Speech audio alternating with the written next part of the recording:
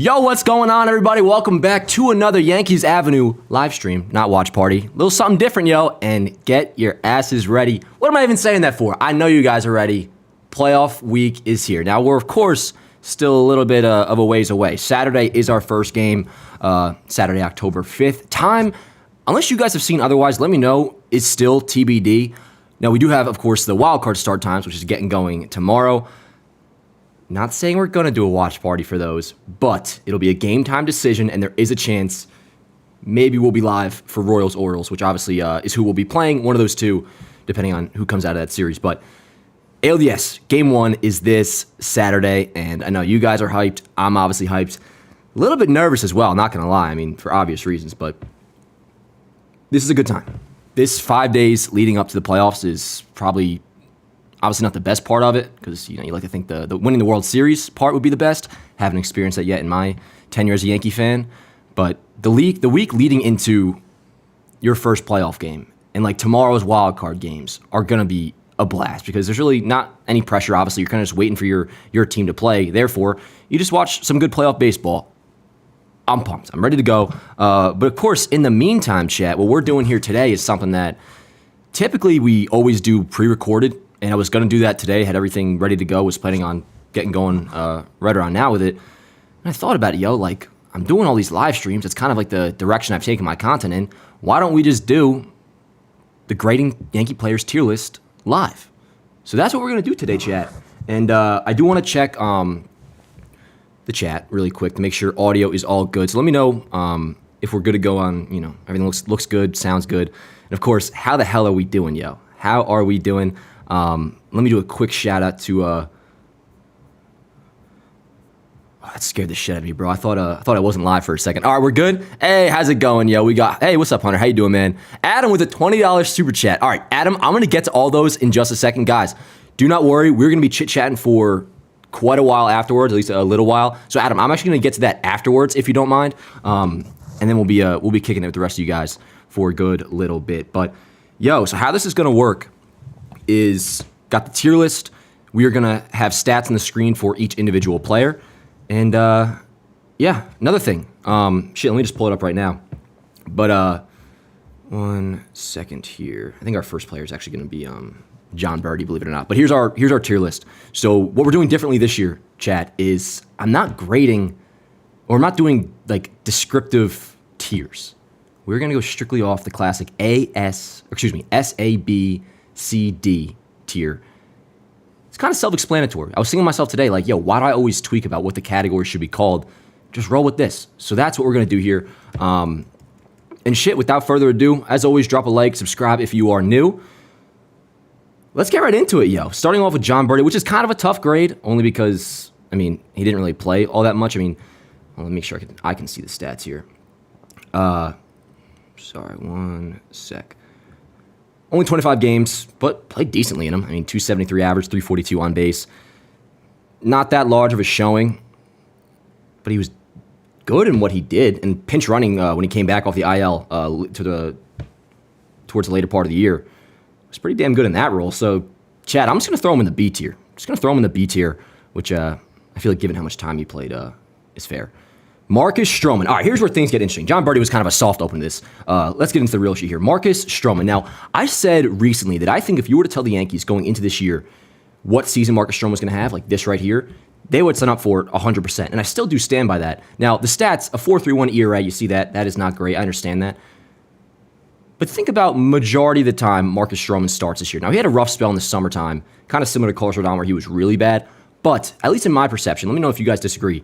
For the most part, when I look at Marcus Stroman, his season in 2024, he was a 5 innings, 2-run pitcher, more often than not. He made 30 starts.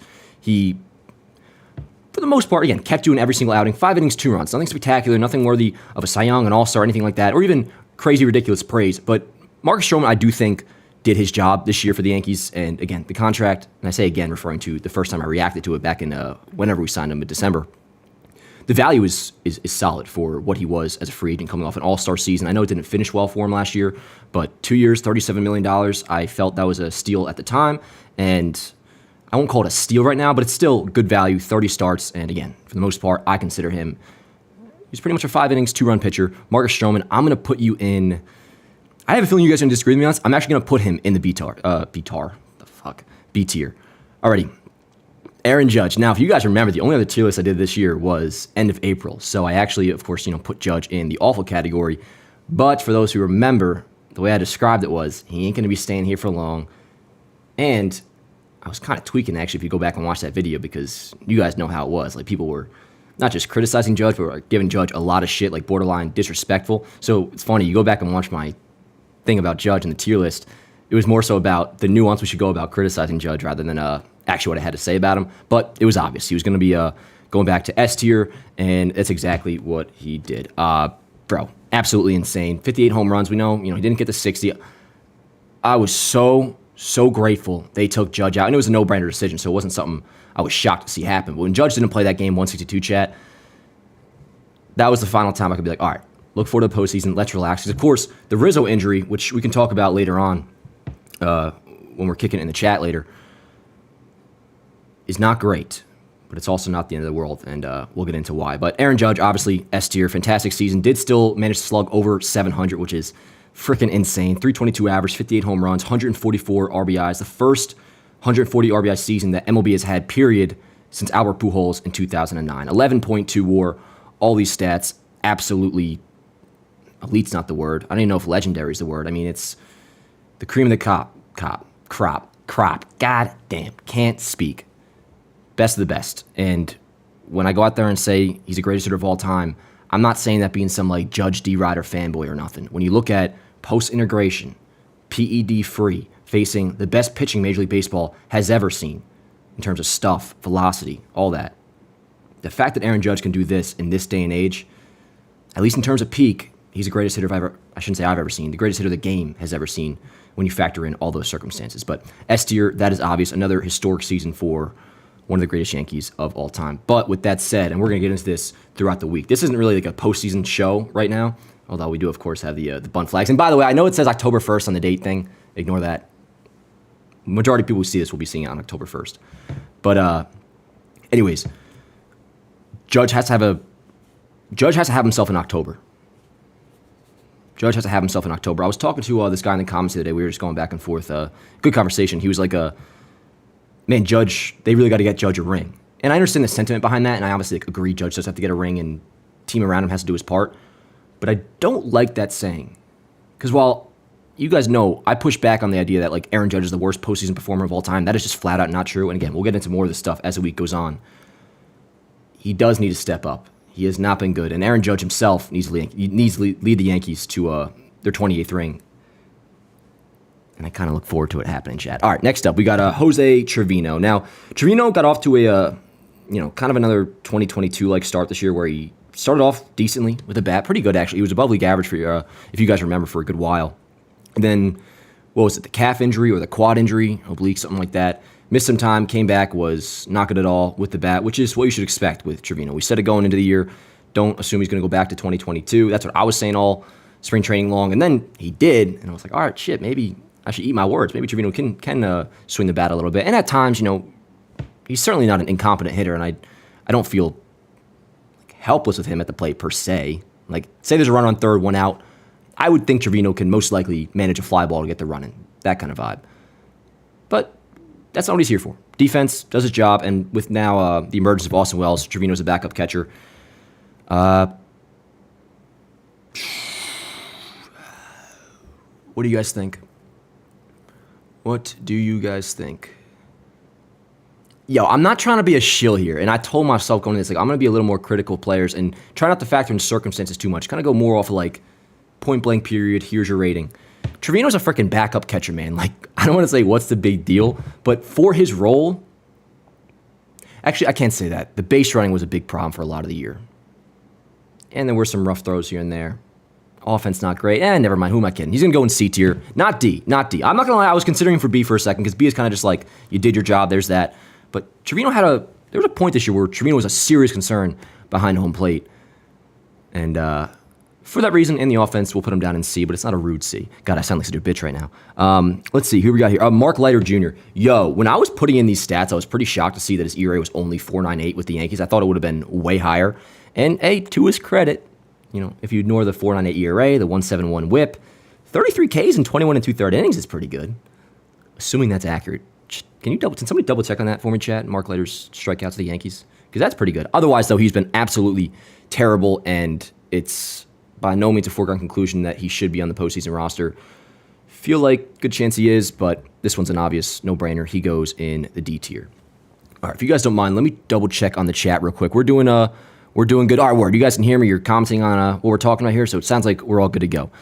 Juan Soto. This is just a time to glaze about the guy because obviously he's going in S tier as well. It really is amazing. I mean, this dude, we know the deal. Hall of Famer already at 25 years old. His trajectory is up there with the likes of, Ted Williams, all that. You guys know the whole spiel. And then it comes into pinstripes for, as of right now, 1 year and has the best year of his career. Insane. 288 average, 419 on base, 41 home runs, eclipsed the 40 homer mark for the first time in his career, 8.1 WAR, 180 WRC plus. You could not have asked for more from Juan Soto. And I'd like to think this is just year one of many. And to be honest with you, more confident than ever that's going to be the case. And obviously I'm slightly biased, very biased, but I'm sorry, yo. You just see what's going on over the last month between the obvious and the re-sign Soto chance or please stay Soto chance, and even just like the little grin he gives to Judge. It almost sounds like it's like an inside joke between the two. That like he knows he's coming back. Or Judge is saying to Soto like, yo, like, don't even fucking play, bro. Like, you're back here. This is the place to be. And not to mention, everything outside of that, like, as long as the money is there, why would he leave? And some of you may be commenting in the chat like, well, Dan, that is the reason. The money's going to be the issue. I understand that fear. I think Hal's going to step up. Because there's no way he's that fucking stupid not to. So, Juan Soto, not much else you can say about it. He was absolutely incredible. Only downside, if I had to pick one, the base running, and this is just fresh in my mind because even yesterday, the pointless game 162, which is a nice little win. I was glad to get to 94 wins and not be swept by the Pirates going into October. That would have been ass. His base running, he's got to chill, yo. Especially because, obviously, Judge is always the one on deck. So, trying to extend your single into a double for the most part, it seems like no reason. And then yesterday where he was, what was it yesterday, chat? Did he just overshoot first base and then by the time he got back, he get thrown out? Whatever it was, Soto's base running could definitely use a chill pill. But his defense was kind of surprisingly, I shouldn't say good. I won't say good. Not bad. There are plays that stick out that you'll remember and be like, the fuck, that was awful. Juan Soto's not a good defender. Definitely. But if you look at the metrics, and I feel like for the most part, you look at the large sample size of Juan Soto in the outfield, I actually think he was pretty solid in right field for the Yankees. So S tier for him, that is a no-brainer. Here we got, sorry, I got to squint my eyes to see who these players are. It's kind of small on my screen. But that's Oswaldo Cabrera. Now, Oswaldo Cabrera, a lot of people are, oh shit, where's my, hold on. Sorry. 1 second. Where's my Waldo stats? Why are my Oswaldo Cabrera stats not coming in here? All right, sorry. No Oswaldo Cabrera stats, but I'll tell them to you. 109 games, 247 average, 296 on base, 8 home runs, 36 RBIs, and 88 WRC plus, .9 WAR. Now, with Waldo, the stats, you kind of throw them out the window, and I hate saying that with players, but you know what his role is. It's a bench player, versatile, off the bench, which for that reason, I'm good off starting him in the playoffs, like whether it's, for Volpe at short or, people discussed him for sliding into first base for Anthony Rizzo. Anyway, I feel about who should start over him aside, Oswaldo's value comes from being a bench player, especially in the postseason, because all the moves Aaron Boone's going to want to make late, he's able to do, at least with ease, not thinking about it too much, because he can just slot in Oswaldo anywhere. You're pinch running for one guy in the infield, Waldo can play there. You need him in the outfield, there you go. And he's pretty speedy himself if you want to just directly pinch run for him, or pinch run him. In terms of serving your role, bro, where did my tier list thing go? Oh, I see what the issue was. There we go. Sorry, my tier list thing was above my stats. I'm not an idiot. To be honest, I thought I checked that, and it wasn't it. But anyways, B tier, served his role. Which is kind of what B is. I think that's where I'm getting at here. B is serving your role, and Oswaldo Cabrera definitely did that. Clark Schmidt. Yo, injury shortened, obviously, and he didn't have too great a day yesterday, but who cares? It was a slot fest game, and still, 5-5 record. Understand, only 16 starts, but for what that 16 starts was, he was fantastic. 2.85 ERA, 93 Ks, and 85 in the third innings pitched. So good to where, with how Luis Gil has looked lately, which is not a lost cause by any means. I still have a lot of faith in Gil going into a playoff start. I personally am on Clark over Gil right now because of how good I feel about him in the season that he had. Doesn't seem like the Yankees are going that route, though. And Jack Curry, I don't know if you guys watched on yesterday, they had a little, what do they call it? Like a postseason, it was like a postseason preview show. They called it something weird. I forget what it was. And Jack Curry was even saying, he's like, you read the tea leaves, the Yankees usually show you what they're going to do, and the fact that they have been running out Cole, Rodon, Gil makes you think that's your ALDS rotation, which I've been saying all along. That's what I want to go with. And for the DS, you don't need four starters. You can go with three with the way the off days are. So that makes sense. Cole, Rodon, Gil. If you needed a fourth, it definitely would be Clark. Anyways, point is, with how well he's pitched, I would consider giving him that game 3. But either way, great season. You obviously hope he stays healthy next year, but dude, Clark's a dog. And that's not to go without praise. Like, I always want to give credit where it's due to the Yankees. Like, that's a first-round pick that it's kind of worked out. And that was a ballsy first-round pick. For those who are way back with this stuff and remember it, Clark Schmidt was recovering from Tommy John when they drafted him. If anybody wants to do this, and I don't think it's possible because you'd have to go 6,000 posts back, there is from June of 2017, Yankees draft Clark Schmidt post on Yankees Avenue from when I was in high school. But Clark Schmidt, let's see here. We'll put you in the... Shit, man. I mean, the only reason he wouldn't go in A would be because of health.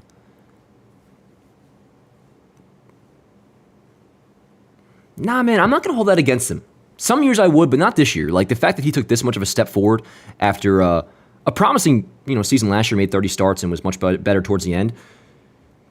Dude, he took a significant leap forward. Hurt, but still. I'm going to put him in a A tier. Let me know if you guys disagree with that, but I think it's pretty fair. Alrighty, who we got here? That is Jake Cousins in a Brewers hat. Sorry, ESPN did not have him in a Yankees hat. Sorry, one sec. Let me get his stat page. Bear with me here, guys. Bear with me. Alrighty, Jake Cousins, terrific, obviously. And he is going to be healthy for the ALDS. At least that's still his plan. He was throwing, I think, this weekend, if not today, Jake Cousins was throwing. And as you guys know, that is huge because, shit, man, next to Luke Weaver, who's filled in fantastically in the closer role, spoiler, he'll probably go in the S tier, Cousins is the next most trusted reliever in the Yankees pen, and that's not a matter of if you feel bad about the Yankees pen, okay, you feel good about one guy in Jake Cousins or two guys in him and Weaver. Jake Cousins has legitimately been good. Forget the 2.37 ERA, but 53 Ks and 38 innings pitched is a lot, especially when, and this is where you can factor in the scaled factor of with the Yankees bullpen in mind, that makes him all the more valuable with those strikeouts. And he's going to be getting, shit, man, the most high leverage outside of the ninth inning, which Luke Weaver will, for the most part, handle. He's going to be the top dog out of the bullpen, and rightfully so. Dude's earned it, and shit, man. Chat,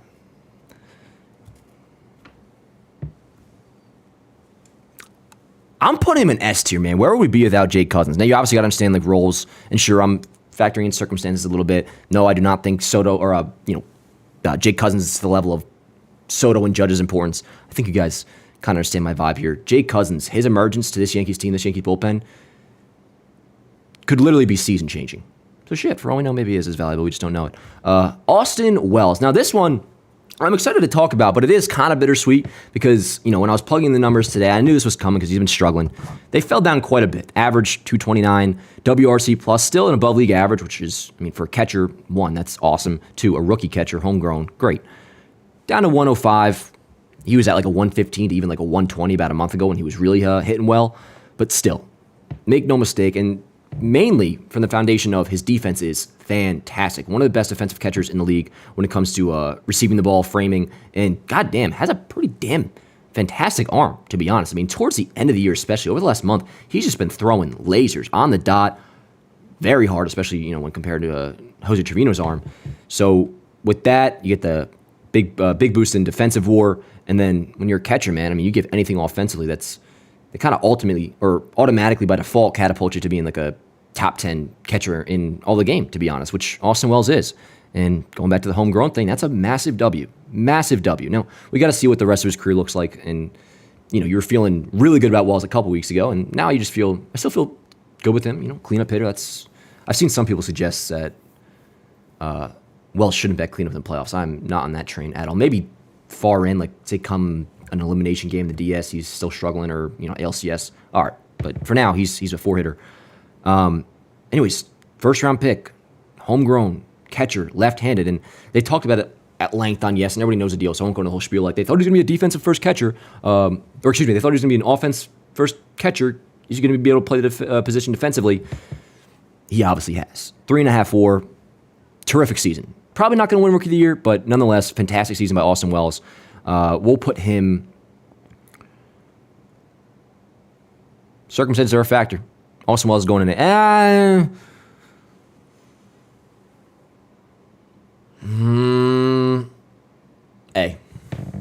Hey.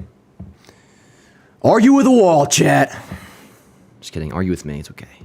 Gleyber Torres. Yo, talk about getting yourself a couple tiers worth of a boost in the last few months. Look at his numbers. Now, obviously, nothing to write home about. But if you remember where he was at entering August, dear God, is this a totally different season than what Gleyber Torres was headed for. 257 average, 330 on base, 15 homers, 63 RBIs. Nothing special, but a 104 WRC plus. That was, again, going back to early August in the 80s. And we know the deal. When it switched August 16th, he's moved back to the leadoff spot, and he takes off from there. And it's sustained through the rest of that month, sustained through September. Actually got even better in September. 142 WRC plus since being moved to leadoff mid-August. Not going to get him in S tier. Not going to get him in A tier. Not going to get him in... It might get him in B tier, chat. It might get him in B tier. And to be honest, with how he's hitting the ball lately, he's a crucial piece of this team. Going into October, maybe it's because I'm feeling good about him, chat. He's going in B tier. Gleyber Torres, I don't want to keep saying the word emergence. It's a classic buzzword I think people use. Maybe that's what I'm doing. The way he's been hitting that leadoff, man. I mean, if you're one of the optimistic Yankee fans right now who's feeling like really good about this team's chances, or at least a lot better over the last few weeks than you were, a month or two ago, a big part of that, along with other reasons, but a big part of that is what Gleyber Torres has done, leading off in front of Soto and Judge. So with that, he's going to B, and very excited to see what he does in the postseason, because as of this very date, he's still hot. Like, it hasn't really cooled off for him. So looking forward to that. And speaking of balling out in the postseason, Giancarlo Stanton, how the hell are you doing? Comeback season complete. Tweeted this out yesterday. Got a little bit of pushback, and we can get into it because I kind of understand why. I consider this a massive W for Giancarlo Stanton, for the Yankees, and I was kind of gloating about it on Twitter. Like, yo, put the work in. As you guys, you remember the whole big thing. He cut down weight, wanted to get more athletic, and obviously was not satisfied with the awful year he had last year. Came back and put up not, MVP Stanton numbers or even the years he's had with the Yankees before, but he was a very, very productive player for this team. And you think about where they'd be without him. There's a lot of guys you'd say this about. I honestly don't know if the Yankees win the division without Giancarlo Stanton and what he was able to do out of the DH spot this year. Now, of course, he did get hurt, but 27 home runs in 114 games, 475 slugging, a 116 WRC plus, coming off a year where he hit 195 last year and was well below league average hitter. This, to me, is a huge bounce back. Is it going to win him AL Comeback Player of the Year? No, although it could go to Carlos Rodon. Is it like an insane season? And people mention his salary, and they'll be like, wow, this is what we're celebrating now for a $24 million a year DH. I think everybody can acknowledge the Stanton deal hasn't gone exactly as we planned it would when we got him in 2017. But it's also not atrocious. And this year helps push that narrative further along. That, like, Giancarlo Stanton has been a decent Yankee. He has been a decent Yankee, and he busted his ass this past offseason to return to being a productive player, and that's what he did. 27 home runs, 114 games. And now we get to October, which we all know Giancarlo Stanton thrives big time in. And it's not just carried by 2020, by the way. I've seen some people say that, like, oh, it's just his 2020 postseason. That's not true, and you can't really throw that out anyways. But his 2019 was good. The 2020 was insane. The one-game wild card they played in 2021 against Boston, he was the only one that showed up with the 3-for-4 day, went deep, almost hit the home run. We don't got to relive all that. And then, the one year that kind of brings him down a little bit is 2022 because, he didn't his numbers weren't great, but the ALDS, for example, he only had 2 hits in the 2022 ALDS against the Guardians, but there were 2 3-run home runs, one of which was a go-ahead in Game 5 in the elimination game that won us that game. So Giancarlo Stanton, and it might just be a coincidence. Like I don't always buy into the fact that like, oh shit, like a player gets better under the clutch. I think it's more so a matter of they don't fold, so they stand out, which I guess is kind of the same thing. Either way, though, I do buy into the fact that Giancarlo Stanton thrives in the big moment, which we've seen even past October. I mean, it seems he's always stepped up in the clutch, especially since 2021. And I'm fucking hyped. But yo, grading wise, I won't put him in A, but he's 100% going in B. A good B, for sure. Good shit, Stan. Jazz frickin' Chisholm, yo. Now, we, of course, have his overall stats in the year, but we'll be judging him based off what he did with the Yankees, which was fantastic. Now, he slumped a little bit mid-September, but did start to find a stroke over the last week. Anyways, 273 average, 500 slugging, a 132 WRC+, all while playing a new position at third base. And, there was some bruises here and there, or, some hiccups, times where it didn't look great. But I feel like, for the most part, he was pretty damn good at the position. And, wherever he's at now is only going to be the floor. Now, I don't want to be talking about floor going into October. He's got to, do his job, hold the fort down at third. But with the arm he has, and obviously, all the athleticism, the whole thing, I don't know. For some reason, I feel like when people talk about athleticism, like as a sports analyst or something, not that I'm a sports analyst, but when people just like how athletic guys, it's like the corniest shit ever to me. I don't know. It's like a very generic take. But you guys know what I mean. He's only going to get better and better at third base. And I thought he looked pretty damn good so far to begin with. But the main thing, offensively, he was terrific. So with that, and shout out Brian Cashman, that was a good deal. Ended up working out pretty damn well. Not that I was against Jazz, but I was big on the fact that that can't be the move. That couldn't be the move of the trade deadline, and it was. I mean, I still don't think Brian Cashman had a good trade deadline really at all, but Jazz was a W. And speaking of W's, I'm going to put him in, shit, let me know what you think about this, chat, but this isn't that crazy of a hot take, but I'm factoring both the stats, which was great, and also just the energy he brought, which I'm honestly obsessed with, because you could tell how much he loves being a Yankee. And I'm sorry, people like all of a sudden I feel like try to pretend like the Yankees don't have a aura to them anymore, or that like the luster about the Yankees is gone. Like, for example, this dude yesterday, when I was talking about Soto being a Yankee for life, actually it was I tweeted out Paul Skeens when he looked phenomenal. Holy shit, by the way. Paul Skeens, bro. Holy crap, did he look nasty. That 2-seam on Juan Soto, insane. Anyways, I posted a picture on Twitter. Shout out my boy Joey. He made it. Paul Skeens in the Yankee hat. And I just tweeted out, it's inevitable and I can't wait. And this dude responded like, oh, we're really still pretending like people are like want to sign with the Yankees just because they're the Yankees. And I'm like, until that's not the case, I'm not going to think otherwise. Now, of course, money is the biggest factor. But to this day, whether it's Garrett Cole or Aaron Judge staying and choosing to stay here because he understands the legacy side of things and the importance of the Yankees over taking $400 million from San Diego or what the Giants were offering, or shit, not to name drop or nothing, but we had Spencer Jones in the office not the other day, about a month ago. Shout out my boy Ryan Cohen, who grew up with him. And one of the questions I asked him, because I'm a fucking chill fanboy, I was like, yo, this may sound dumb, but like, do you appreciate the fact that like you were drafted by the Yankees, and if this works out, like you're going to be a star for the Yankees, a New York Yankee, like, in pinstripes? And bro, like, his face kind of lit up in a way. He was like, fuck yeah. It is still a very, very big deal being a New York Yankee, and I love the fact that Jazz, the way he represents that. And my favorite quote from him, maybe I still have it on here. What was it? I ran it the other day. You remember what it was, guys? Let me try to find it. Are you at all your expectations for this team for the postseason? I expect nothing else but a World Series win. Wow. Yeah, I mean, with the talent we got, the guys we got in the clubhouse, I expect nothing else. I haven't been with a better team than this in my life, so I expect us to win the World Series. Dog, like, let's fucking go, bro. What? That shit's fucking cool. So, Jazz, you're a fucking GOAT, and we're going to put you, did I grade you yet? We're putting you in A tier. No doubt. That is a no-brainer for me, to be honest. Let me check real quick on the audio and shit. All right, we're still good and all that. What up, guys? Yo, by the way, reminder, we're going to tune into the I'm going to pop back into the chat after. We'll be talking ball for a little bit after we're wrapped up here, which we got to, let's pound through these a little bit quicker. Sorry, I know I'm taking 10 years. Alex Verdugo, yo, we don't got to spend too much time on this. Started off, probably was, I mean, he was at least a B the first 2 months of the season. We know the way he fell off. Shout out, though. 2-run single yesterday came through, led the Yankees to the final win of the season in their last game of the season. But awful. Really, really bad. Now, he's going to be in the playoff roster, it seems. But I actually have grown a little more optimistic over the last few days that Jason will actually be starting. Again, going back to what I said before, what Jack Curry said, how the Yankees kind of show you what they're leaning towards doing, and they leave their whatever that saying is, like cards on their sleeve or some shit. They started Jason a lot in left field, and he looked better in left field, a lot better actually.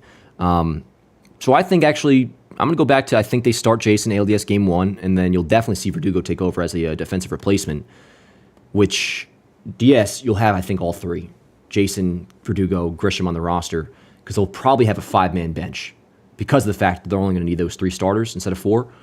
ALCS time, though, I think there's no shot, no chance in hell they carry all 3. So it's going to be interesting to see who gets left off. I mean, the obvious, when you think about like the conversation's been between Verdugo and Jason, you leave Grisham off. It ain't obvious to me. Not at all. Grisham's a fucking dog. And like the fact that that was such a Grisham thing to do. Was it yesterday or yesterday when he filled in for Judge. Last second, he just goes deep first pitch. Like, Grisham low-key is kind of badass, bro. Anyways, Verdugo, D. No doubt about it. Who do we got here? Anthony Rizzo. Now, we'll talk more and more about, like, roster situation, like the lineup and what him being out, almost definitely for the ALDS, it seems, means and how I'm feeling about it, like, tomorrow. And we're doing a lot of postseason preview throughout the week. But in terms of just his season, obviously injuries play a factor, and I'm not like holding this against him. And when I speak of injuries, I'm not talking about the one midway through. I'm talking about the Fernando Tatis bullshit from last year. I mean, when it's a concussion, like there's nothing you can really do. But we're just grading his season here. Anthony Rizzo, it's a D. I mean, the offense has fallen down dramatically. Power's gone. But just to give a little bit insight on why Rizzo's obviously still is a big loss, even though I'm quite excited for Ben Rice offensively, to be honest. The defense is such a big hit. Such a big hit. And while I have said I don't think Rice looked as bad defensively as most people have said, he didn't look great yesterday. And regardless, even if you just don't look bad at first base, even if you hold your own, Anthony Rizzo doesn't just hold his own at first base. And especially over the last few weeks since returning, he was looking fantastic with the picks. And he even started to hit the ball a little bit too, like hard. At least for the last few games. So losing Rizzo is an L. Anyways, just in terms of his season, though, definitely a D. Jason and Rice, I mean, I'm kind of just going to not spend too much time on this because they didn't really play much at all this year. Obviously, Jason especially. Really just because of the defense, we'll put him in C. But I'm not going to grade him off 18 games. Ben Rice, I know the big league stint wasn't great, so we're not going to be able to grade him too high on this. And again, only 49 games, like only 150 plate appearances. Who really cares? We'll put him in C. All I'll say for now is do not sleep on Ben Rice's bat. Now, I'm not some scout. I'm not some, like, trying to fucking be right on something here. I'm not early on Ben Rice. A lot of people were. A lot of people have been following for a long time. And by now, I'm kind of one of them. The hype revolving around him had nothing to do with that 3-homer game. Ben Rice has been storied for a couple of years now. We're going from an unranked prospect to all he does, at least in the minor leagues, bear with me, is rake, dude. Rake. I'm talking 1.0 OPS at every single level, including this year at AAA. Dog gets sent down right away, starts raking, and had a 1 dot in, I think I actually have his minor league stats on a graphic here. One sec. God damn it. No, I don't. Whatever. I'm excited for his bat. Especially long term. We'll see if it plays this year in October. If you want to be optimistic about Rizzo, maybe he's back for the ALCS. My only concern, though, with Rice is the defense. I do have a pretty big feeling, good feeling that he might come through with I don't want to say Greg Bird-like home run off Andrew Miller, but I could see him having a moment. Ben Rice will put, though, in I already did. See, that's fine. Anthony Volpe, this is interesting. This is interesting because, man, I was in a different spot about a month ago. Now, if you remember, fucking sweat my cock off. About a month ago, Boone was on Talking Yanks, and it was a whole big thing. A big clip came out of it where Jimmy and Jake were kind of disagreeing with Boone about the success of Volpe's development so far, and obviously only really as a hitter because defensively he's fantastic. And I actually kind of sided with Boone a little bit at the time, and I still do from this standpoint of a lot of people do just throw out the defense with Volpe like as just a little token thing, like, oh, he's good defensively, but he can't hit. He's not just good defensively. He's one of the best shortstops in the league, second best behind Bobby Witt, and when I say league, I'm talking the American League. that is gigantic. Like, that is huge. Having a elite defensive shortstop, like, by default makes him an everyday player, and by default makes him a 3-WAR player, as you can see. Offensively, though, he's just been a tremendous disappointment. And I say that with a lot more certainty now than I did going back to that when it was coming up a month ago with Boone and Talking Yanks. His numbers were better then, and I had hoped still that he might be able to, because he was around like a 95 WRC plus average, I think still in like the 250s, OBP above 300. Like, I was hoping he could finish league average, and then you tell me, yo, like, Gold Glove caliber shortstop, like a true Gold Glove caliber shortstop, I shouldn't say caliber, winning, but worthy of winning, shortstop that hits league average offense, like, I don't care what the projections were, like, that is a W over development. But I was talking to Jimmy the other day, and this is without, I mean, you see the stats, it's nil. But Jimmy did jog my memory, and like, it is true. Like, Volpe was supposed to be an offense-first guy. Now, I don't need him to be that, again, with how good the defense is. But this is not what Anthony Volpe's supposed to be. And when you talk about year-to-year progression, for a good while, it looked like, he was, at the very least, had taken a leap from last year to this. Now he didn't, because the OPS below what it was last year. The average increased, but the on-base isn't really all that much better at all. He was in like the 280s last year, 293 this year, and his slugging went down. We've talked about it before, yo. Like, as frustrating as 2023 Volpe was, and, he struck out a little bit more, and when we were saying this, technically the offense was better this year. But, like, man, I'd rather just take what Volpe was last year. At least you get the chance of a home run. He hit 21 last year, only 12 this year. Did still steal 28 bases. And again, the defense and the speed, most of the defense, like, gives you that war. Like, by default, Volpe is not a bad player, but the bat was bad. And with that said, if it's so bad come the ALDS, and I don't want to say so bad like I'm worried about it per se, because it shouldn't be a problem. Like, he should be batting ninth, and as long as the rest of the lineup does their job, like, I'm cool with Volpe just doing his thing on defense. But I will say, if it gets to an elimination game, or even say into like the ALCS and Volpe's not hitting, I definitely could see the Yankees starting John Birdie at shortstop, possibly. And then their roles kind of just switch in and out. I mean, one might say, like, you lose Birdie, his speed off the bench. Well, if he's starting for Volpe, then you have Volpe's speed off the bench. So definitely could see that happening, but not to start out. Like, Volpe, of course, will be, starting game 1 of the ALDS, which is on Saturday. Can't fucking wait. But, yo, let's give him a grade. Sorry, I'm yapping a million things a person or a player. Volpe, let's see here.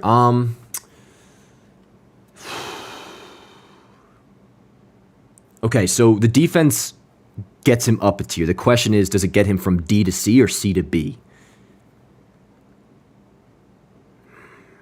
I just know if I put him in B, like, that would not be, like, that would kind of be me, like, throwing him a bone. So he's going in C. He is going in C while acknowledging the defense is incredible, but he's got to be more offensively. Yo, Trent Grisham, we were just speaking about him. He's a fucking dog. Yo, I'm not going to say any bad words about this dude. Or all I'm really going to say are positive things. I mean, think about it. The playing time, as we know, was very scarce, whatever the saying, pronunciation is, early on and lately, especially. I feel like even more so lately than the beginning of the year. Like, he has not played. Like, yesterday when he played in game 162, that was the first time I feel like we've seen him probably in a month.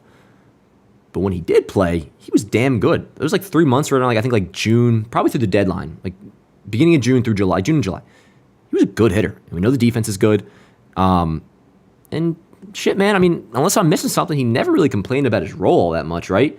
And seems well-liked and steps up, like, I don't want to say with, like, huge clutch moments. I think he had a couple clutch moments throughout the year. He had that big home run in Milwaukee. I think we lost that game, though. Was that the Michael Tonkin game? Anyways, whether it's the shit like yesterday, just steps in, first pitch goes yard, or the obvious, one of the most badass moments of the year, to be honest, and special moments was the We Want Soto chance when he was coming up to bat, and then he hits that 3-run bomb against the Dodgers, an absolute nuke, and then the stadium chant of We Want. That was awesome. That was sick. Anyways, I'm putting him in B. Sorry, like, I'm putting Grisham in B, man. Like, he served his role.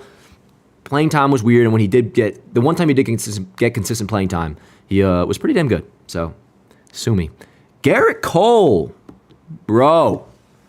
Thank Alex Cora, man, for fixing our ace. Now, not that he needed fixing, but that was a shitty feeling when he, did that to Rafael Devers. And I was not very scared at the time, because I don't get very scared, but I was a little bit nervous, that if we lost that next day to Boston, we were going to look back at that moment and be like, holy fuck, did that ruin the season? Kind of like, and this stuff is all like, Mojo Wojo crap, but like when Judge blasted the boombox in Fenway, and everybody always looks back at that as actually cursing the Baby Bombers as a whole, but like that series, that whole kind of thing, like I could totally have seen, I'm sure you guys too, like that moment being a thing we look back on and be like, why the fuck did that have to happen? But then Alex Cora opened his mouth, made it the corniest and cringiest situation of all time, tried to like make it some rallying call, and was just like a real dipshit about it. It was, ugh. And ever since then, Red Sox got eliminated, and Garrett Cole's been pitching his fucking ass off. 9 innings in Oakland, which he definitely could have gone 10. Wasn't even at 100 pitches at that point. And then, bro, I think I actually have it here in a VO. His start against Baltimore was badass. We said it going in, or no, we didn't because I didn't do a watch party. Sorry. I was saying it, yapping to my coworkers. Was very excited for this Garrett Cole start and nervous because if he got rocked by Baltimore, would kind of be shitting bricks. But obviously he didn't. This was ace shit. This was some fucking ace shit by Garrett Cole. And point is, he's looking the best he's looked all year. And pretty nice to know that if we do end up lining up, or if we do end up facing Baltimore in the DS, that he's coming off a damn good outing against them. And overall numbers on the year, 17 starts, obviously, missing the beginning of the year with the injury. Good numbers. Not Cy Young, but who gives a shit? He, had a couple of rough outings against Boston and against the Mets, actually. You take his stats out against the Mets, I think his ERA is probably below 3. But, did we pass the part where he, they didn't show and this is from MLB, so of course they didn't show the call by the umpire, which wasn't even a bad call, to be honest, but that was one of the most badass things Garrett Cole ever did. Anyway, sorry, I'm getting off track here. Let me grade Cole. Let's see here. Cole, you're going A. Cole's going an A. Alrighty here. Who is that? Is that Carlos Rodon? This one's interesting. I'm so curious to see where you guys, if you align with me on here or not. Now, this is going to be kind of similar to the Stanton sort of things, type of thing. Circumstances and expectation play a big factor, man. They really, really do. And last year, Rodon was obviously awful. And it doesn't just mean that all of a sudden, we got to treat him like a Make-A-Wish kid or nothing. Like, Rodon does have expectations, but I'm sorry. This is a good year, especially when you factor in, well, let's get through this. 31 games started, he was healthy. Awesome. 16 wins. I know it's 2024. That's still pretty cool. 190 Ks and 169 innings pitched. He's striking guys out again. He looked really good for the better part of this year, and that's the point I want to get to. My guy BBD shout out my guy BBD. He tweeted this out. If you take out that rough 5-start stretch where he was just brutal, like worse than he was last year from whatever it was, that start in Fenway through, it was like a 5-start stretch. He was awful. You take that out, he has a 2.96 ERA over 26 starts this year.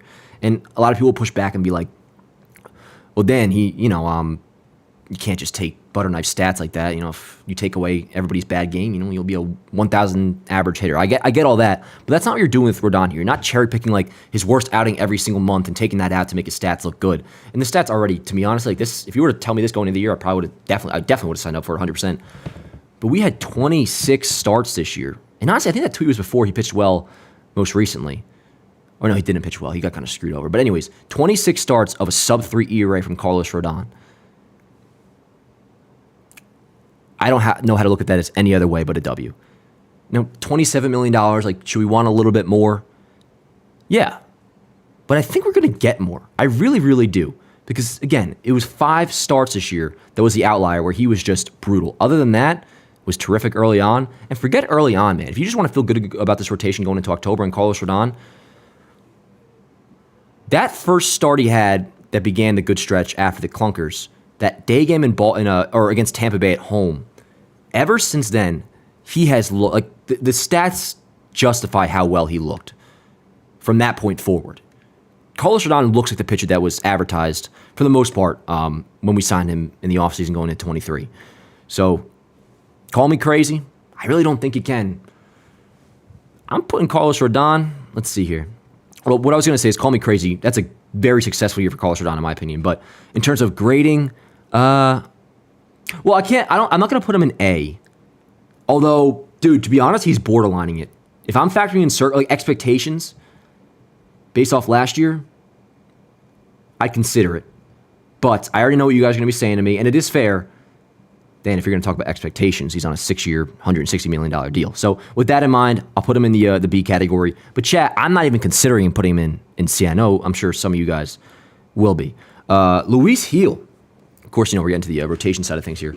Luis Heel now did not finish all that strong yesterday. I thought he looked actually pretty damn good. He didn't walk anybody, or at least only had one, I think. A couple homers. Overall, not great. Finished though, amazing on the year. 15-7, 3.5 ERA. When I say finished amazing, I'm talking about like the stats still look really good. Sorry, I'm just thinking about if he's going to win Rookie of the Year or not. I don't think he is. But you look at the stats. Like, that's a fantastic rookie season, man. 15 wins, 3.5 ERA, 171 Ks, and 151 innings pitched.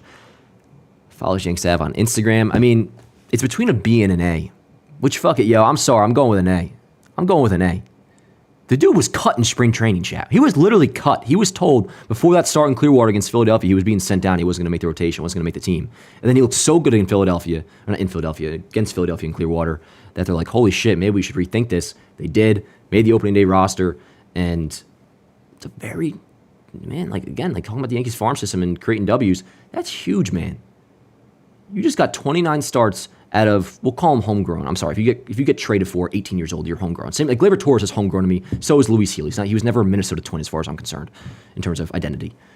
29 games started out of a homegrown pitcher, 15 starts, 3.5 ERA, and all that coming off of Tommy John.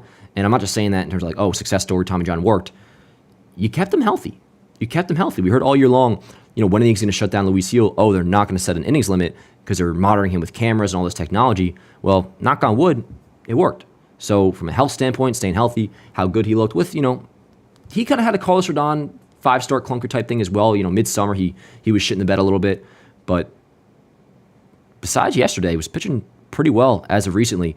Anyways, I already put him in A. I think that's fair. Nestor Cortez. We'll speed through the last ones a little bit quicker, maybe. Nestor, dude, this is a loss. We've talked about this on here because, this has been out for a little bit. But, of course, he'll miss the ALDS, possibly returning for the ALCS. I don't know. I'll believe it when I see it. But, dude, another guy that deserves a round of applause, and a big one, honestly. Like, Nestor Cortez had a nice season. 31 starts, 3.77 ERA, led the team in innings, and, was pitching his ass off lately. Pitched well out of the bullpen. We know there's a kind of I don't want to call it drama, but I didn't love some of the things he said. But who gives a shit because he was pitching his ass off. And I don't want to, he didn't say anything bad. He just said I think he said I'm the workhorse of the staff or something. And I just didn't like it. It sounded weird, but who gives a crap? You pitch well, that's all that matters. And he did it this year, especially as of late, which is why losing him is certainly an L. But overall in the year, B. Easy B. Solid B. Clay Holmes, how we doing? Yo, Clay looked pretty good yesterday, chat. That's all I'm going to say. Now, he's obviously making the playoff roster, as he should. Ain't going to get any high leverage innings. We've talked about this as well. You got Weaver, Hamilton, Cousins, Canely. Those four guys, they're covering innings 7 through 9. There is no reason, no world, if you can help it, barring any injuries or anything weird, where Clay Holmes should get anywhere past the 6th inning, really. So actually, I'm pretty excited to have him on the DS roster, to be honest, especially when you consider the fact, if you don't want Clay Holmes on the roster, who do you want over him? Mark Leiter? Marcus Stroman? I don't think so. His season was an L, though. Early on, not so much. We've talked about this. His blown saves early on were bullshit. I don't care what you say to me. There were errors. There was soft contact. There was a lot of hoopla nonsense that led to him blowing saves early on. And he also did get bailed out, to be fair. Opening day, perfect example. But from July and August, he was getting shelled and put the Yankees in a really, really bad spot to the point where obviously he had to be removed as closer. So with that said, I'll tell you right now, chat, I'm not putting him in D. I am not putting him in D because the numbers overall solid. But again, just for the standpoint of early on, he was good. He just kind of got screwed around a little bit. But he did not get screwed around the last 3 months. He's generally been ass. So I'm going to put him in C.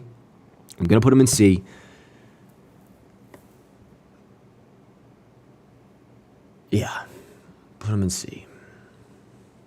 I'm just going through my brain to see if there's any fucking points you guys are going to bring up that's going to make me rethink this. But I can't put him in D. Like, the numbers are still like a 3.14 ERA. There was a lot of bad luck. The Yankees defense didn't do him any favors. And I'm like, C is still a bad grade. Leave me alone, chat. I don't have the chat out. I know you're fucking roasting me. Leave me alone. I love you. Alrighty. Hey, yo, speaking of love, Luke frickin' Weaver. This one's obvious. S tier. And yo, I want to gas him up on more than just, I guess it's all kind of obvious, but the closing situation he's been terrific in, and he is the Yankees closer going into at least the ALDS, no doubt about it, in October. But between filling in at closer, terrific, and what's already been talked about a lot, and rightfully so, his conversion from starter to reliever. Shout out the Yankees, did a great job with that. Shout out him, did a terrific job with that. But I mean, the numbers when you look at innings, 84 innings pitched with a 2.89 ERA. Really quick on the fly, actually, I want to take a look at what his WAR was, because I have to imagine he definitely ranked towards the top of the league in reliever WAR. I'd have to think. Maybe not. He was only around a 1, but either way, that is insane value. Aside from just the fact of he was incredibly dominant, 84 innings out of the bullpen. That's huge, and of course that stems from multi-inning work, which he's still doing. He's still doing even at closure. Like I'm sure we'll see in the DS and pitch a couple innings as well, or get a 4 or 5 out save. He's been a beast. Also striking out guys at a crazy rate, especially as of late at closer. But yeah, Luke Weaver noted about it. He goes in S tier. Tommy Kahnle, we'll put him in I'd say this is an easy A. I know a lot of people get frustrated with him, and every now and then he has a stinker, but what reliever doesn't? Damn good year. Probably the second best year he's had as a Yankee next to 2019. Pretty simple stuff. 2.11 ERA, 42 and 2/3 innings pitched, blah, blah, blah. Tommy Kahnle was good. And you feel solid about him going into the DS. Again, he is a part of that 4 that I feel pretty damn good about of Weaver, Cousins, Hamilton, Kahnle. Those are your high leverage guys. And then past that, Yankees have further depth in the bullpen, which, speaking of, Tim Hill. Tim Hill, man, and these, of course, are just his stats with the Yankees.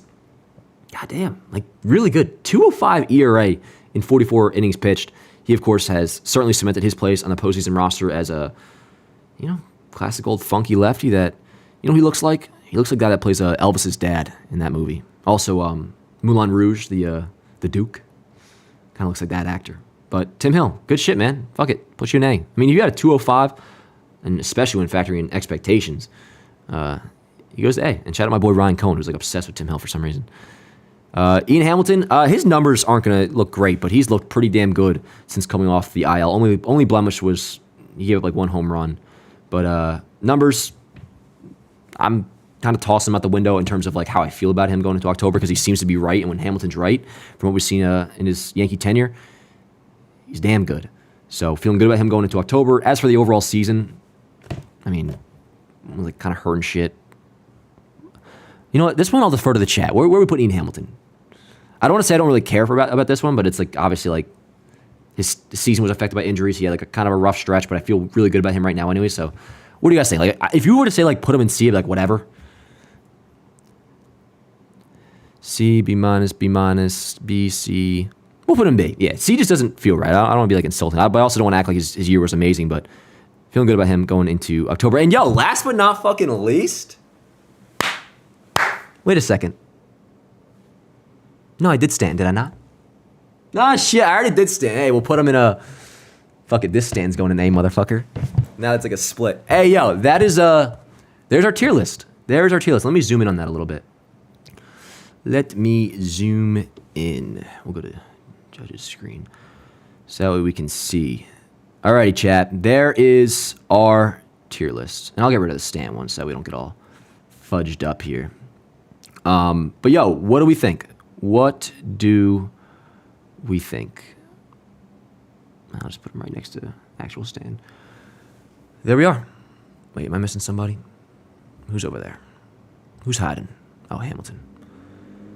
So just to recap, you got the obvious in Soto and Judge in the S tier, as well as Jake Cousins and Luke Weaver. A tier, Clark, Wells, Jazz, Cole, Heel, Kahnle, Tim Hill. And in the B tier, right, we kind of just labeled this as serving your role, you did your job. John Birdie didn't play much, but he was fine when he did, and it was good off the bench pinch running. Marcus Stroman, this one I might get a little bit of pushback on, but we explained it at the time. This just stems from, I think, if you were to tell the Yankees going into the year what Marcus Stroman was going to be, not necessarily in terms of ERA, 4.31, I know that's not great, but for those who watched, for the most part, outside of a rough 6-start stretch in the summer, he was really bad. I shouldn't keep going back to that 6-start stretch thing, but I feel like my general expectation, which you would most of the time come through on, was a 5-inning 2-run outing. That was just very frustrating to watch. But where are we at here? So yeah, Marcus Stroman in B. If you want to say C for that, I would understand. But again, I actually think he, to a degree, did his role. But yeah, Waldo, Glaber, Stanton, you guys see though. I don't got to go through every single one. Let me know how you're feeling about that. Let me know how you're feeling. You think I did? Where did I go wrong? What was the worst one, Chad? Let me pull you guys up. Yeah, Tonkin was DFA'd a couple times actually. When he was picked up by the Twins, they DFA'd him as well. So the Yankees may have actually been kind of right on there. Oh, DJ. DJ goes in the D. You know what the problem was with that? I went off the active roster and then guys that are coming back for the DS. So I did not include DJ. Although I had Rizzo on there, so it doesn't make all that much sense. DJ would go in D, for sure. Let's see here. Alrighty. I'll tell Dan, Johnny says, Dan, which tier would you put your haircut in? My haircut, I would probably put in I put it in B, yo. It gets the job done, but you guys know my only complaint was that he took off all my facial hair too, which is slowly but surely starting to grow back. But yo, there's a tier list. I'm gonna get off this page for now and go back to just chilling like this. But sorry, I'm sweating my ass off. Yo, question for you guys, chat. Question for you guys. And reminder, we're covering the playoffs like crazy. We're doing watch parties. But in terms of the Sooner schedule, like upcoming days, we are gonna be going live a lot and just covering the days leading into the ALDS Game 1. What was I gonna say? Chat, give me your number one, only one. You had to pick one. X factor for October. Your number one X factor for this Yankees team that will determine whether or not they win a World Series. I know there's obviously multiple, but if you had to pick one, Sorry,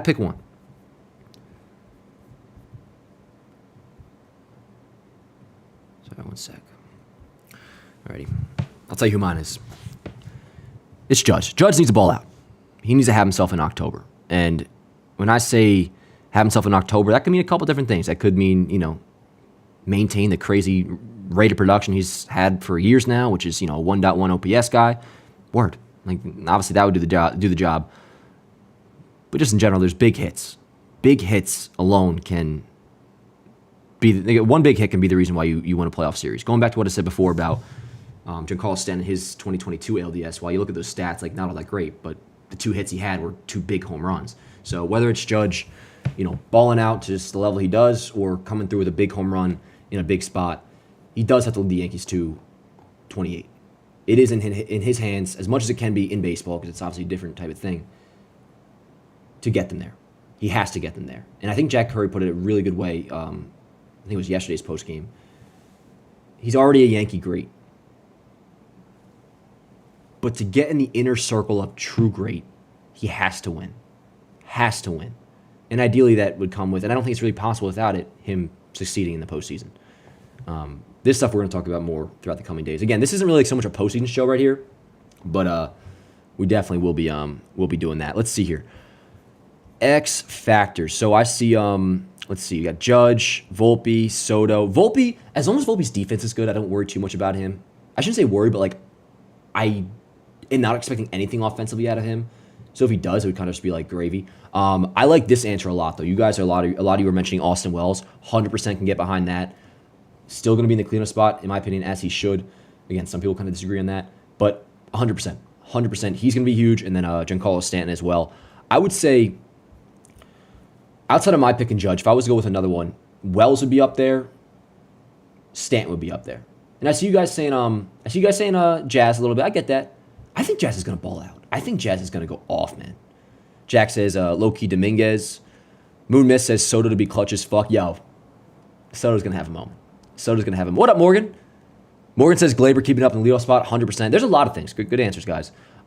Which is almost scared me a little bit. There are so many X factors, but that's not even so much a bad thing. It's more so a matter of every team has X factors. Let me pull up that super chat from Adam before really quick. Do not want to forget about that. Adam goes, and first of all, sends a $20 super chat. My man, appreciate you, Adam. Hope you're doing well, bro. I don't know if you're still in here or not, but I hope you are. Let's fucking go. Says, Dan, Stanton is trash. Rice is a disgrace. Verdugo is a bum. Agreed there. We need Glaber, Wells, Jazz, and Volpe to play their best ball. If they do, they can win it all. What are the odds of that? Adam, you kind of just answered the question I presented of what is the Yankees' X factors. Stanton is not trash. Rice is not a disgrace.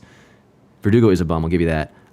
Anyways, Adam says we need Glaber, Wells, Jazz, and Volpe to play their best ball. If we do, they can win it all. Yeah, again, Volpe, I feel fine about if Volpe can just play good defense and not totally lay an egg offensively. which might be a big ask these days. But that's with the idea that the rest of the offense hopefully is going to do their job. If you look at the lineup we're pretty accustomed to by now, if it is going to be Jason starting, Rizzo's still in here. Ignore that. But it'll still be the exact same. You'll just slide in Ben Rice in the 8-hole. Volpe's going to be batting ninth. So as long as the rest of the lineup does their job, and that goes back to, again, Judge, Soto, like the big dudes have to do their thing in those two, but also what you guys mentioned, Adam, as well. Austin Wells is very big. Giancarlo Stanton is huge, but I feel good about Stanton. Wells, I'm not going to say I don't feel good about, but just natural, concern because he's a rookie and he's been struggling a little bit as of late. But yeah, 100%. And also Ryan Durkee sent in a $2 super chat, which is awesome. But yeah, anyways, let's go over I'm gonna put this up for a second. One sec. Tomorrow's schedule. So of course the wild card round is beginning for all teams. You'll have both AL wildcard games and NL wildcards tomorrow, which Luis Severino is starting for the Mets in Game 1. Our series, Royals-Orioles. That's getting going at 4 o'clock Eastern. It'll be Cole Reagans going for the Royals, 11-9, 3.14 ERA. And for the Orioles, Corbin Burns, of course. So that's a 4 o'clock game. That's the one that matters for us. We will be facing the winner of that series. So it's either going to be another dogfight with the Baltimore Orioles or, to be honest, a welcome matchup with the freshly new playoff contending Kansas City Royals. And that's, not a hot take. Royals are less good than Baltimore, but it's not even so much about that. Roster to roster, I feel better about the Yankees than I do Baltimore's, but they have our number. They do own us, so that is in the back of my head, and I think you guys would probably all agree. We want to face the Royals, but we'll see what happens there. As for a watch party, again, it's going to be a game time decision, chat. Game time decision. But that'd be kind of hype. Like we just get on here and kick it. I don't know. But yeah, what are you guys thinking? Yeah, definitely want KC. If you could choose to play Houston or avoid them, what are you picking? Ooh, I want Houston bad, Ryan. I want Houston bad. I'm not sure if you're how often you're in here now, but that's something I talk about a lot. I need Houston. And in fact, actually, let me pull up the official playoff picture, by the way. Let me get that up really quick. I will be. The Yankees changed their post or their profile picture. Let's go on Twitter. I guess like for postseason vibes. Sorry, I'm just going to talk in baseball really quick. I want to get the. I'm sure they posted the. Here we go. Oh, where? This is our own personal graphic. Well, from John Boy, which Yankees Avenue is technically not affiliated with, but we love each other. Alrighty. Hold on. Alrighty, here is the official postseason picture. So, yeah, we're waiting for Kansas City and Baltimore. Detroit, Houston. That's going to be an interesting series. Winner of that plays Cleveland. I'll tell you guys right now, guess where I'm going with this. Rooting hard for Houston in the wild card and the DS. Say whatever you will, chat. You know what I want. The final round. One more round. Yankees, Astros. This is where it ends. Judge needs the World Series, but he also needs to get through Houston to get there. This is how it ends. Yankees, Astros, one more time. Need them to do their part. Get through Detroit, get through Cleveland, and we'll see you there. So that's where I'm at with that. National League, shout out to the Mets. They did their thing today. Awful, though. Holy fuck. Dude, the little fucking camaraderie, like, get-together crap after the doubleheader was over between the Mets and the Braves. Dude, if I was a Mets fan, I would have gauged my odds out of that after that. I mean, goddamn, can you imagine? I won't say Yankees Red Sox because it's different, but even like Yankees fucking Rays doing that shit, bro? Hell no. And for those who didn't see, because obviously the Mets and Braves split their doubleheader, which means both of them got into the postseason. D-backs don't.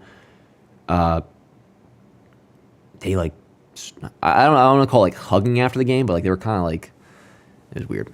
But that's the playoff picture. And it's just getting going tomorrow, which is crazy, man. Like, it actually is fucking nuts that tomorrow we'll be watching postseason baseball. But, I think I'm actually going to get out of here, guys, because this took longer than I thought it was going to, and it was a blast. But we're actually we're recording baseball today in about 50 minutes. So, Vinny Pasquantino might be back for the Royals. Is that right, Nathaniel? Is that right? Okay. That's a game changer for them. But, we're doing baseball today at 1 a.m., And that'll be out for those who watch baseball today, which I don't know why you wouldn't. If you're in here, if you're in a freaking live stream for a couple hours listening to Yankees baseball and you're just a general baseball fan, check out Baseball Today. It's on the JM Baseball YouTube channel. It's every single day with Chris Rose and Trevor Plouffe. It's awesome. Anyways, we're recording that in about 15 minutes. That'll be out bright and early, around 8 a.m. And by the way, made some tweaks to those graphics as well, to the Baseball Today graphics that we adjusted, did some new stuff with it. I'm pretty excited to relaunch the new look tonight, or tomorrow rather. But yo, I'm going to get out of here, chat. Thank you guys so much for being here. If you could drop a like, like Morgan said, smash the like on the way out. If you could, that does help out a great deal. You guys are the freaking best. You know I love you. We will be back. When did I schedule the postseason preview for? Tomorrow? Actually, you know what? You know what I probably will end up doing? We'll probably actually... I'm going to go live tomorrow, I think, for sure.